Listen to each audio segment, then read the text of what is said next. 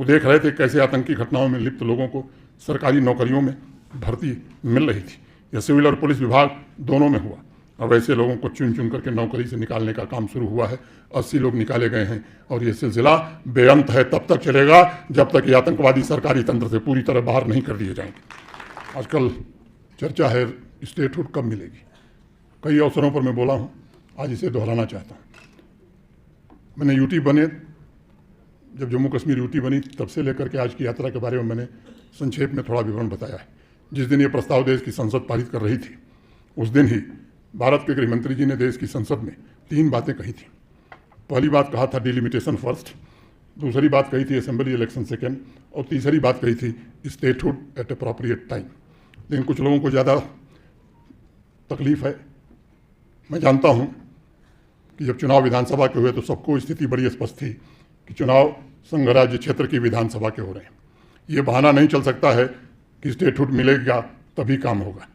उसके अलावा भी सारे अधिकार सरकार के पास हैं और मैं इसलिए आज जोर दे करके कहना चाहता हूं कि लोगों को बेवकूफ़ बनाने का काम बंद करना चाहिए और अपने अधिकारों का प्रयोग करके जम्मू कश्मीर के नागरिकों की भलाई के लिए काम करना चाहिए। इतनी ही बात कहता हुआ मैं आप सबके प्रति हृदय से धन्यवाद देता हुआ। हमारे हैंडीक्राफ्ट वालों का सेल नहीं हुआ,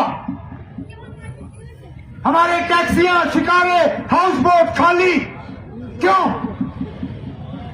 क्योंकि पहलगाम में हमला हुआ।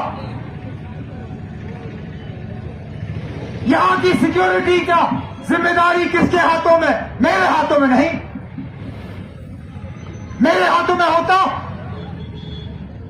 हमने कभी इस तरह के हालात जम्मू कश्मीर में बनने नहीं दिए। 6 साल में वजीर आला रहा। ना सिर्फ मेरे साथ एमओएस, टूरिज्म और होम, मुबारकुल साहब मेरे एडवाइजर और फिर स्पीकर से एक जगह दिखाइए ना आप जहां टूरिस्ट को निशाना बनाया गया हो।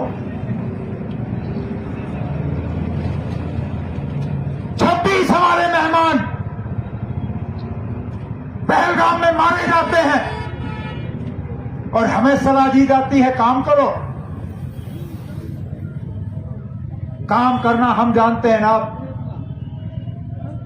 अपना काम करो, हम अपना करेंगे। लेकिन कम से कम जो जम्मू कश्मीर के आवाम के साथ सुप्रीम कोर्ट और पार्लियामेंट में वादा हुआ, उसकी बात करिए। स्टेटहुड से ये लोग डरते क्यों हैं? छोड़ना नहीं, क्यों नहीं चाहते इख्तियार? अगर वादा हुआ है जम्मू कश्मीर के लोगों के साथ, अगर उस वादे की बुनियाद पर लोगों ने वोट डाले, तो स्टेटहुड का वादा पूरा क्यों नहीं हो रहा? असेंबली में 90 एमएलए बने, मां सिवाय 1-2 को छोड़ के। मुझे बताइए ना, आप कौन सी तंजीम ऐसी है जिसने स्टेटहुड के हवाले से वोट नहीं मांगे लोगों से? चाहे वो नेशनल कॉन्फ्रेंस हो, कांग्रेस हो, बीजेपी हो, पीडीपी हो।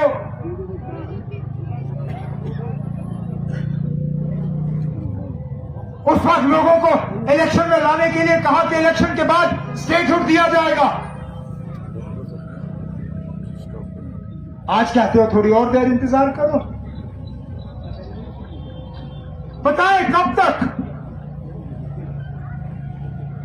हमें कहा जाता है कि सही मौके पे, एट द अप्रोप्रिएट टाइम, जब वक्त सही होगा। ठीक है ना, मैं इंतजार करूंगा। मुझे सिर्फ इतना बताइए कि सही वक्त को तोलने का तरीका क्या है, मुझे बताएं। किस तराजू में हम ये तोलें कि स्टेटहुड का सही वक्त आ गया है? बताइए, ताकि मुझे पता चले हमें क्या हालात तैयार करने होंगे, मैं भी जानूं। वजीर आला के तौर मुझे पता होना चाहिए ना कि ये रखा गया है गोल मुकाम। इस मुकाम पे पहुंचने के बाद जम्मू कश्मीर को रियासत का दर्जा मिलेगा, ताकि कम से कम हमें पता चले ना ये एक टारगेट है। जिसने डिप्टी सीएम साहब ने इस पुल के लिए एक टारगेट तय किया, अफसरों को कहा कि हमें 15 अक्टूबर तक ये पुल चाहिए, 15 अक्टूबर तक पुल बन गया। इसी तरह स्टेटहुड के मामले में खुदारा जो लोग हमें कहते हैं कि सही वक्त पे आपको मिलेगा, मुझे सिर्फ इतना ही बताएं वो कि सही वक्त कब होगा, कैसे होगा, हमें कैसे पता चलेगा, ताकि हम सही वक्त तक पहुंचे और जम्मू कश्मीर को हम इस दलदल से निकालें जहां बिना पता चले सरकारी मुलाजिमों को बिना उनसे पूछे नौकरियों से निकाला जाता है, जहां बिना पता चले किसी एक शख्स के इशारे पे यहां लोगों के बिजनेसों पे ताले लगाए जाते हैं, उनको घर से बेदखल करने की कोशिश की जाती है।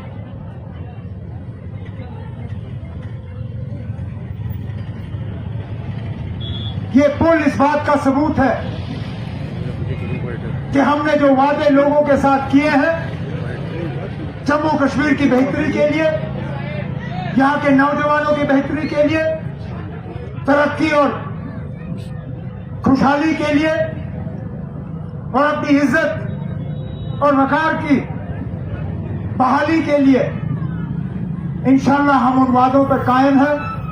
हम वो लोग नहीं है ना अब जो हालात का बहाना बना के अपने आप को जो है क्लीन चिट देने वाले लोग हैं। मैं वो शख्स हूं जहां ठीक होता है मैं ज्यादा खामोश रहता हूं, जहां गलती होती है या खामी रहती है मैं उस चीज को तस्लीम करता हूं।